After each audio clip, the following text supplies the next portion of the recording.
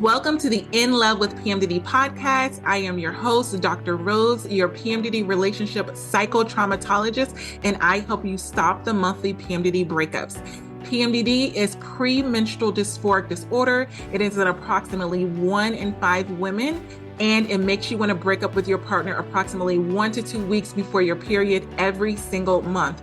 So as someone who has suffered with PMDD for over 18 years, I dedicated my doctorate practice to helping partners navigate those monthly PMDD breakups with everything from attachment styles, triggers, sensitivity to noise, sensitivity to touch, all of the things that you really struggle with when you're in PMDD. And I also dedicated my dissertation to a phenomenological study of the relationship experiences of partners of individuals who suffer with premenstrual dysphoric disorder. So I'm not just here to help the sufferer, the one who is suffering with PMDD. I am here for the partners as well. So if you need those private sessions, make sure you go to inlovewithpmdd.com and get those tools. So let's get into this week's PMDD trauma transformational tools that is going to help you stop the monthly breakups and stop the suffering and stress in your PMDD relationship. Let's get into it. So I'm very excited to talk to you about this today. So we're talking about be angry at PMDD, yet do not let PMDD make you angry with your PMDD partner. So many times what happens when you become angry with your PMDD partner, it makes you do behaviors, right? So you're doing behaviors that are out of anger, out of bitterness, out of resentment. And if you allow PMDD to make you angry with those behaviors towards your PMDD partner, you're going to experience guilt and shame immediately after you do those actions, immediately after you cuss your PMDD partner out, immediately after you're yelling at them, immediately after you're shouting at them, immediately after you're doing all these things out of frustration because you're so overwhelmed in PMDD. As soon as you do the actions, what happens? The guilt comes and you begin to feel guilt and shame about your behavior. And so PMDD leads you into this by making you angry, by making you triggered. And then you're hearing little voices that are saying, you shouldn't let them talk to you like that. And you just pretty much egging you on to do behaviors that are going to make you feel bad later on. But it's almost instant. You immediately feel the shame and the guilt. And then the problem is when you're in PMDD, you cannot immediately take it back. So because you're in that place where you just yelled at your PMDD partner, you just shouted at them, you just snapped at them, probably because of some behaviors that they did, right? You're probably reacting to some behavior that your PMDD partner did. But the problem is when you're in PMDD, PMDD uses that to make you feel bad about yourself, to make you feel guilty, to make you feel angry.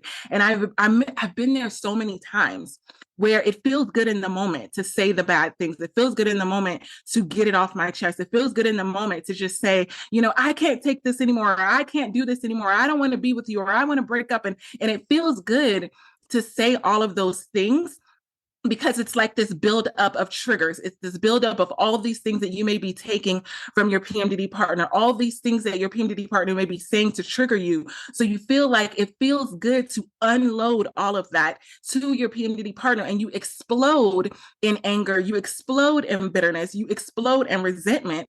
And then you all of a sudden you're like, I feel better. But immediately after you finish arguing with your PMDD partner, fighting with them, you walk away, and then you experience that shame, and then you experience that guilt, and you're just sitting there in that place. And because you can't take it back, you're left in that place of beating yourself up.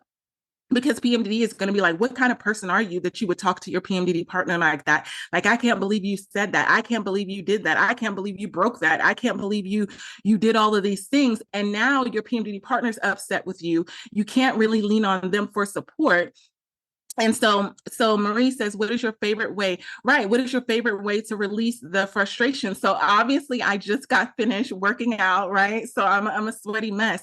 But when you immediately, Marie, feel that feeling of anger and frustration with your PMDD partner and they're right there in front of you, I want you to immediately walk away. Don't stay in the conversation. So many times we think we can handle it by experiencing that anger and that bitterness and that rage inside of us. And we think we can stay in the conversation and still talk to our PMDD partner. You have to immediately take space. When you take space, you release that frustration because emotions only last for 90 seconds. It's what we do within those 90 seconds that keeps them going and going and going. Like when you feed it, When you're feeding that anger, the more you talk about why you're angry, it makes you more angry. How many times have you been telling, yeah, Marie's saying walking away is the best way, because honestly, in PMDD, you can't stay in that conversation. You cannot stay there. You are 100% going to do damage. And you need to like tell yourself that and say, you know what? I know if I stay in this conversation, I'm going to do damage. I remember telling that to my PMDD partner so many times. I was telling my PMDD partner, I can't stay in this conversation because I know I'm going to say something to hurt your feelings. So your partner may say, oh no, I want to stay. I want you to stay. I want you to talk about this. You need to let them know I need to walk away for the moment, but give them a time when you're going to come back and talk about it. Say, I'll be back in 30 minutes. It doesn't take that long. Think of yourself as a plug. You're unplugging yourself from the anger. You're unplugging yourself from the trigger. You're unplugging yourself from the bitterness and resentment. When you unplug yourself, you're taking away its power. There's no power once you take the plug out, right? So then when you come back and you're more calm and your emotions are regulated, you're looking at the situation, even the trigger differently. You're able to have a conversation with your PMDD partner. You're able to hear them out from what they're really upset about, right? So a lot of times, they may be coming at you with a lot of anger and a lot of bitterness and resentment, and you're not able to listen to them because their words are triggering you, and then you say words to trigger them, and then you're just bouncing off of each other, constantly triggering each other.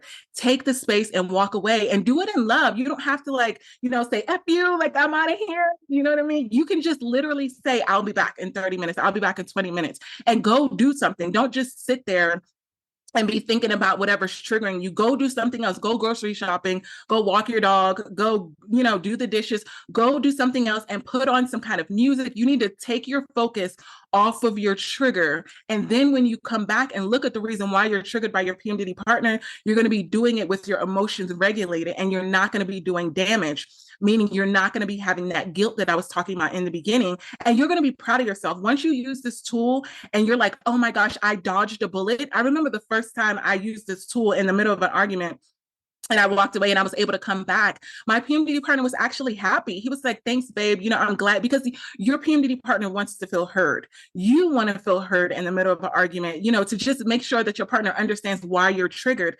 And so once you get through it and you're both able to listen to each other without yelling and screaming and cussing and breaking stuff and all of these things, you're going to feel like, wow, I'm proud of myself. And it's going to make it easier for you to use this tool again and again and again. But remember, as soon as your PMDD partner says something or does something to trigger you and you feel that anger, remember, you're feeling that PMDD rage because you're in PMDD. So be angry at PMDD, yet do not allow PMDD to make you angry and take you out of character in a way that's going to cause you to do damage to your PMDD relationship and make you feel guilty. But you get rid of those PMDD feelings of guilt and shame by not giving PMDD the opportunity to take you out of character. Don't let PMDD take you out of character. Remember that mantra in your mind when you're feeling that PMDD rage. I'm not going to let PMDD rage take me out of character. Because remember the core of who you are. When you're in your follicular days, when you're in your good days, you wouldn't probably do half the stuff that you think about doing or you do when you're in PMDD. So remember the core of who you are, and remember that PMDD is trying to pull you into that persona. Think of it as an outside entity trying to pull you into an action, pull you into somebody else. Exactly, Marie. Use that mantra. And it's trying to pull you, but you have to kind of talk back to it and say, I'm not going to allow PMDD to take me out of character. You have to talk back. When you start hearing those little voices in your head from PMDD saying, I can't believe you're letting them talk to you like that, or I can't believe this, you have to talk back and do something differently. Because if you stay on default, if you just continue to do whatever PMDD is making you feel like doing, you're going to do damage to your PMDD partner and your relationship, and you're going to be feeling guilty about it. And then when you go back and talk to your PMDD partner, you're going to be cleaning up like a big mess. How many times have we done that? We said stuff to our PMDD partner, and then we're wanting to get back on the same page, and they're still bringing up things that we said and did when we were in PMDD rage.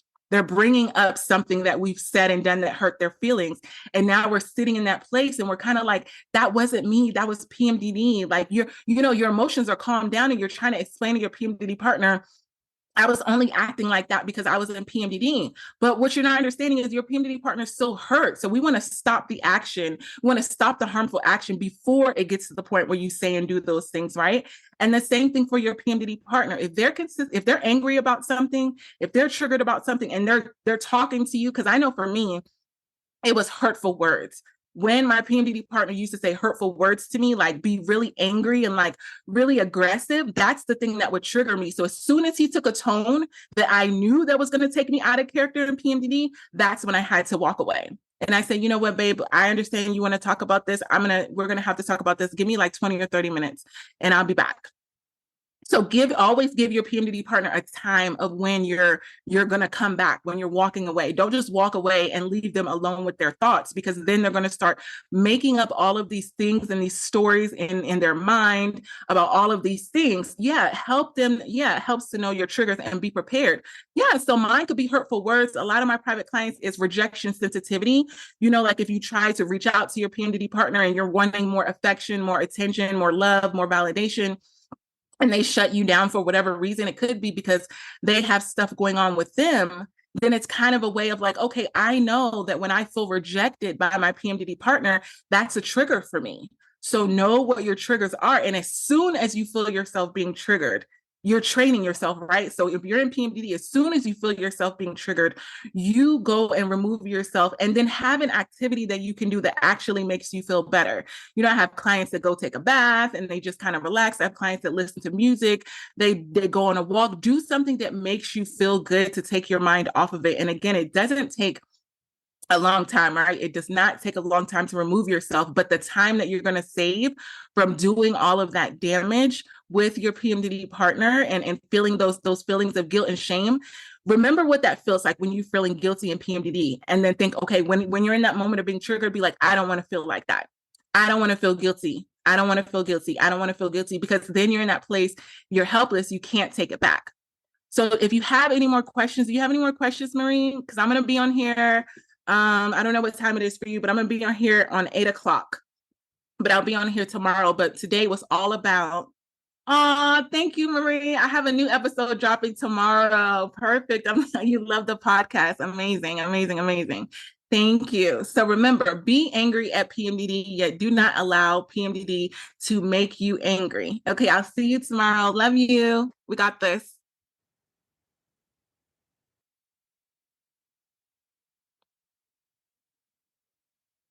Bye.